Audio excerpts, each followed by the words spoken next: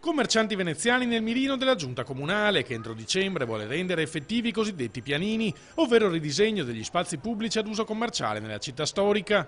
Un duro colpo per molti titolari di concessioni come Ugo Cemolin, la cui bancarella in campo San Vidale ai piedi del ponte dell'Accademia dovrà essere ridotta dalle attuali dimensioni di 3 metri per 2 a 2 per 1.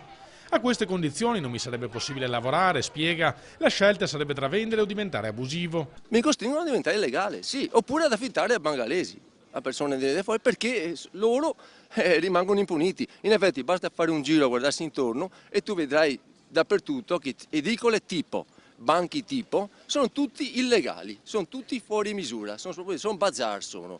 Quindi perché io che sono regolare devo diventare come loro? Non si va avanti costruendo il nuovo sul marcio. Cemolina ha scritto una lettera all'amministrazione per denunciare l'abitudine tutta italiana di creare regole più restrittive quando non si riesce a far rispettare quelle esistenti, tanto per mostrare di star facendo qualcosa. Mi sembra di essere nel film di Checco Zalone, cioè dove tu vai a chiedere vuoi lavorare regolare? Non puoi, tu devi lavorare illegalmente.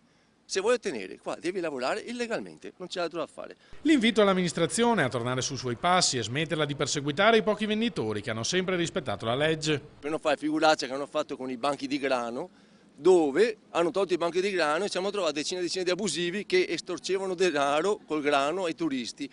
Cioè è inutile che diminuire, spostare, togliere e dopo trovarsi l'abusivo di fronte, perché non riescono a eliminarli, non riescono a controllare, non riescono a far rispettare i regolamenti, le norme, però è più facile dire colpisco chi è più debole. Stessa situazione per Lorenzo Bragato, esercente di Campo Santo Stefano, che si vedrà ridurre il plateatico di circa il 50%. Il prossimo anno festeggerei 50 anni di attività, perché prima c'era nostro padre, e loro me lo vogliono togliere.